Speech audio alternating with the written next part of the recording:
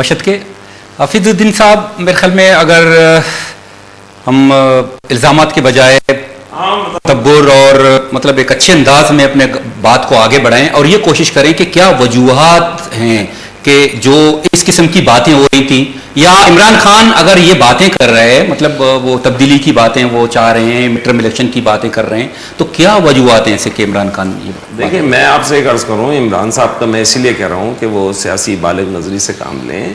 बात यह है कि मुल्क में, अच्छा, आप उनको नसीहत कर रहे हैं मतलब? हाँ, मैं चाहता हूँ ये, मतलब आप समझें कि मैं कोई उन पर तनकीद नहीं कर रहा, मैं उनकी बातें याद दिला रहा हूँ, इसमें इल्जाम नहीं लगा रहा कोई मैं। जी बिल्कुल। इल्जाम तो ये होता है, सुनिए, मुझे भी लगा ये नसीहत कर रहे हैं। मैं देखिए, मैंने भी नसीहत करनी अच्छा, है। मैंने तो इस वजह से नसीहत करनी है कि जो लोग मार्शल लॉ की गोद में पले हैं और पैदा हुए हैं और जिनके करप्शन के बात सुनिए, कहानियां लिखी जा सकती हैं और धज्जियां बिखेरी जा सकती हैं, तो वो उंगलियां उठाने से पहले इस बात को सोच लें।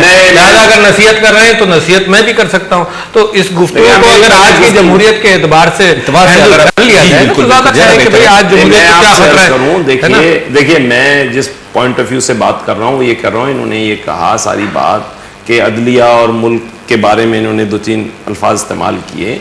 देखिए, अदलिया और ये मुल्क और ये जमहूरियत, ये सब एक पैकेज है, एक तरीक़ेकार है जिससे इस मुल्क को चलना चाहिए। और हमने भी पूरी कोशिश की है आज तक।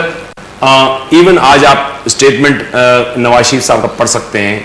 उन्होंने क़य्यूम जतोई साहब के बयान पे भी कहा कि उसका कुछ हिस्सा तो ऐसा है कि जो हकीकत पे मबनी है या जिसको काबिल कबूल है, लेकिन उसने वजाहत नहीं किया।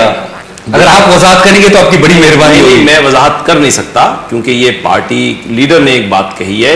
एक बात सुने, मैं समझता हूं कि इस सारी सूरत हाल में हमारी पार्टी और खास तौर पे उनका पॉइंट ऑफ व्यू होगा। देखिए, नवाज शरीफ को इस तरह की मुबहम बातें नहीं करनी चाहिए। वो एक लीडर है, एक अवामी लीडर है, वो क्लियर बात करें कि भी जतोई साहब का जो स्टेटमेंट है उसका कौन सा हिस्सा दुरुस्त था और कौन सा हिस्सा दुरुस्त नहीं था, ये वजह होनी चाहिए। मैं आपसे अर्ज करूं कि देखिए, ये ऐसी चीजें होती हैं कि जो सियासी रवि के अंदर किसी एक डायरेक्शन को बता रही होती हैं, किसी एक डायरेक्शन को बता रही होती है। इसमें सबसे इंपॉर्टेंट बात यह है कि जो हम जब बैठ के सोचते हैं इस मुल्क की को डिस्टेबल करने की जो कोशिश हो रही थी, जैसे नवाब अकबर बुगटी की शहादत खुद इटसेल्फ एक बहुत बड़ा इशू है इस मुल्क के लिए, जो पूरा एक मुल्क के बड़े सूबे को नाराज किए हुए है।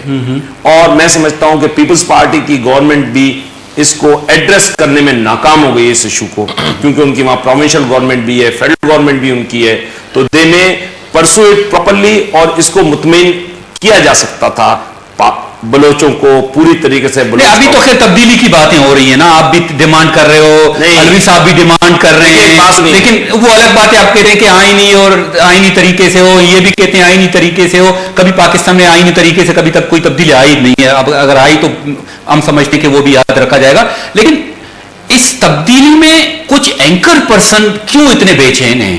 वो मतलब कुछ एंकर पर्सन और बहुत ज्यादा बेचैन नजर नहीं आते तब्दीली के हवाले से? आपने न सिर्फ ये, जिनके लिए अब तो माशाल्लाह, इसलिए कि आप भी एक प्रोग्राम होस्ट करते हो, इतने अरसे से बड़ा अच्छा प्रोग्राम होस्ट करते हो। मैं वही कह रहा हूँ, हमने भी हमेशा ये कहा है, हमने भी हमेशा ये कहा है कि एक माइंड सेट है पीपुल्स पार्टी के अगेंस्ट, एक माइंड सेट है।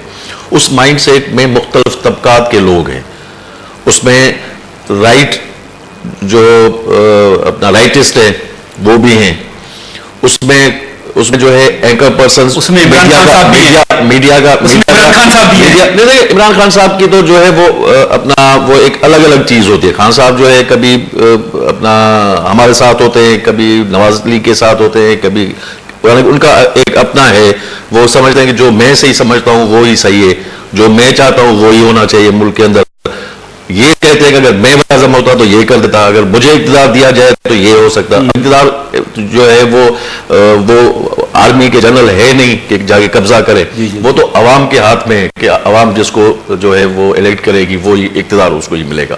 तो वो एक अलग चीज़ है। मगर मैं जो बात कर रहा हूँ कि एक माइंड सेट जो है वो मुख्तलिफ जो है वो सोसाइटी के जो सेगमेंट्स हैं उसमें एक माइंड सेट है जो 40 साल से लेकर, जिनको कायद-ए-आवाम शहीद जुल्फ़िकार अली भुट्टो ने जिनको झंझोड़ा था, जिनकी जो है जमानतें जब्त कराई थी, जो लिबरलिज्म लेकर आया था, आज आजकल आप उनको आजकल आप उन लोगों को परवान चढ़ा रहे हो, उनको अपने साथ बिठाते हो, देखिए हमें करते हो। ये बात सही है ना। हमने हमेशा, देखिए मैं एक बात बताऊं, हमने हमेशा, आप देखें बीबी शहीद की 88 में हुकूमत थी, 11 साल तक हमें कोड़े मारे गए, हमें जेलों में डाला गया, हमें फांसियां दी गई, हमें कत्ल किया गया। ये सारा कुछ जो है पाकिस्तान पीपुल्स पार्टी ने सहा था। 11 साल के बाद जब मिला अपना 88 में इलेक्शन हुआ, उसके बाद कोई इंतकामी कार्रवाई जो है पीपुल्स पार्टी ने नहीं की, ठीक है। और इन हालात में मिला था जबकि पूरी की पूरी हिरारकी जो है वो जो है ऊपर फजा में फट गई थी, पूरी आर्मी की हिरारकी जो है ऊपर फजा में फट गई थी। उस वक्त में हमें इक़्तिदार मिला था।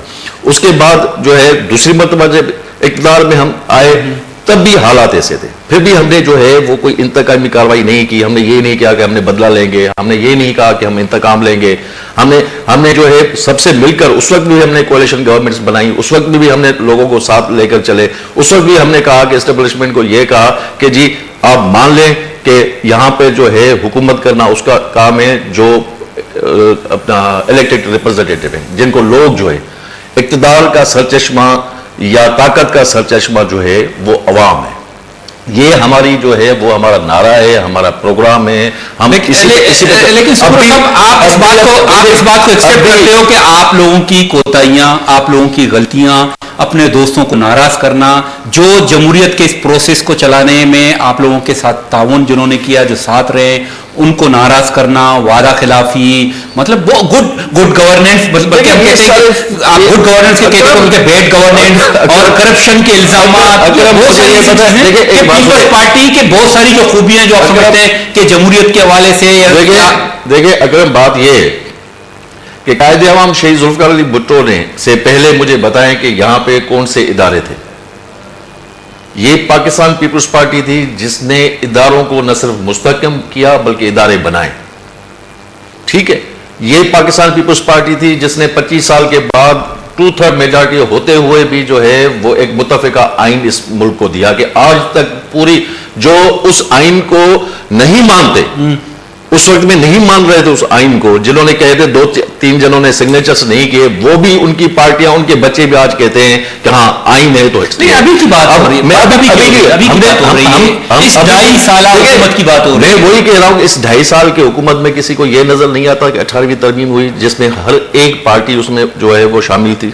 उसमें ये नहीं हुआ, ये नहीं हो रहा कि जो है सूबा खुद मुख्तियारी इससे पहले कभी भी इतनी नहीं दी गई जो इस मरतबा मिली है। ये नहीं हो रहा कि NFC अवार्ड जो है जो इस वक्त जो है, लेकिन इल्जामात की भी एक तवील फहरिस्त है ना। आप अच्छाइयों को गिन रहे हैं, वो इल्जामात की भी एक तवील फहरिस्त है। मैं ये कह रहा हूं कि देखिए वो इल्जामात कौन से हैं जो 88 से लेके आ रहे हैं। मैं वही तो कह रहा हूं कि कायदे अवाम शहीद जुल्फिकार अली भुट्टो पर करप्शन के इल्जाम नहीं लगा, उसको करप्शन के इल्जाम में नहीं निकाला गया, अगर ये कहते हैं कि इल्जामात नहीं है, बहुत सारी अच्छाइयां हैं पाकिस्तान पीपल्स पार्टी, यकीनन इसको भी सरेखम तस्लीम करना चाहिए जो 18वीं आईनी तरमीम है, NFC अवार्ड है वगैरह वगैरह। लेकिन आप क्यों इतना बेचैन हो तब्दीली की आवाज? आप क्यों मिड टर्म इलेक्शन की बात करते हो? पहले तो मैं इस बात की तरफ आ जाऊं। एक तो ये इमरान खान साहब का जिक्र करें और ये सब कुछ के इस तरह से और उस तरह से, तो मैं आपके प्रोग्राम के अंदर उस तकरार में नहीं फंसना चाहता। मैं चाहता हूं कि जमहूरियत के हवाले से बात हो जाए। मैं जवाब इनका भी दे सकता हूं, इनका भी दे सकता हूं, मगर फिलहाल मैं समझता हूं कि जमहूरियत के हवाले से जब आप प्रोग्राम कर रहे हैं तो इनके कंट्रीब्यूशंस, पीपल्स पार्टी की सैक्रिफाइसेस है ना, उसको मैं मानता हूं। मगर जब मैं 2-2.5 साल की बात करूं, उन सैक्रिफाइस कर पिदरम सुल्तान बूथ की बुनियाद पर मैं कब तक चलूंगा ना। मैं तो आज 2-2.5 साल की बात करना चाहता हूं कि 2-2.5 साल के अंदर अगर आज जमहूरियत का दफा करने निकले हैं ना, तो जमहूरियत का बेहतरीन दफा तो ये होता ना कि इनकी गवर्नेंस अच्छी होती है, इनकी पॉलिसीज अच्छी होती हैं, है ना। मिसाल के तौर पर मैं समझता हूँ कि बलूचिस्तान के हवाले से टोटल निगलेक्ट का मामला है बलूचिस्तान। बिल्कुल ये बात निगलेक्ट, मैं इसमें घंटों बैठकर आपके साथ बात कर सकता हूं कि बलूचिस्तान का क्या हाल। जब जरदारी साहब आए, उन्होंने माफी मांगी, मैंने उसको सराहा, अप्रिशिएट किया, मुख्तलिफ चैनल्स पर हर जगह अप्रिशिएट किया कि भाई ये शुरुआत है। देखो पाकिस्तान आपको अजीज है, मुझे अजीज है, इन सबको अजीज है, और पाकिस्तान की खातिर मुझे पाकिस्तान अव्वल नंबर पर है, दूसरे नंबर पर मेरी पार्टी आएगी। मैं ये समझता हूं कि बलूचिस्तान पर जब माफी मांगी गई, फिर NFC अवार्ड आया, मगर उसके बावजूद जो मेन इश्यूज हैं बलूचिस्तान के, अकबर बुख्ती के कत्ल का केस और मिसिंग पर्सन, इन दो चीज़ों के हवाले से भी अगर थोड़ी सी पेशरफ्त हो जाती तो हमारे बलोच भाइयों को ये ख्याल तो होता कि कुछ हो रहा है। आप इन्हीं को जवाब बनाकर मिड टर्म इलेक्शन की मैं तो बहुत सारे जवाब हैं, आप मुझसे कहिए, मैं तो इस बात पर घंटों बहस कर सकता हूं। मगर दूसरी बात मैं आपके सामने रखता हूं कि करप्शन का हाल यानी आसमान से बात करता है और कर रहा है। यानी इनके ऑडिटर जनरल ने यह कहा कि तकरीबन 40% फंड्स जो हैं वो अनअकाउंटेड फॉर होते हैं, इनके ऑडिटर जनरल। इसका मतलब करप्शन। फिर मैं कहता हूं कि अगर पॉलिसी सही हो जाती तो मैं कहता कि चलो ये मुशर्रफ साहब का मोमेंटम आ रहा है, अब पॉलिसी सही होंगी, अब बेहतर हो जाएगा। एग्रीकल्चर इनकम टैक्स नहीं लगाया, एलीट को आज तक ये प्रोटेक्ट कर रहे हैं, गरीब के ऊपर जीएसटी और टैक्सेस बढ़ते चले जा रहे हैं, गरीब का बुरा हाल है। कोई आप किसी एक पैमाने पर टेररिज्म के खिलाफ ये जंग कर रहे हैं on the diktat of foreign governments. मैं कहता हूं कि अगर कोई फर्क पड़ जाता इतने 2.5 साल के अंदर, मामला बढ़ता चला गया, कम नहीं हुआ। मैं दहशतगर्दी के खिलाफ हूं, ये भी खिलाफ है, ये भी खिलाफ है। मैं सिर्फ बात करता हूं कि तरीक़ेकार बेहतर होना चाहिए था। कौन सा तो उसको टेररिज्म पर अलग से आप आइएगा इस पर पद पदश में मसाड़ी में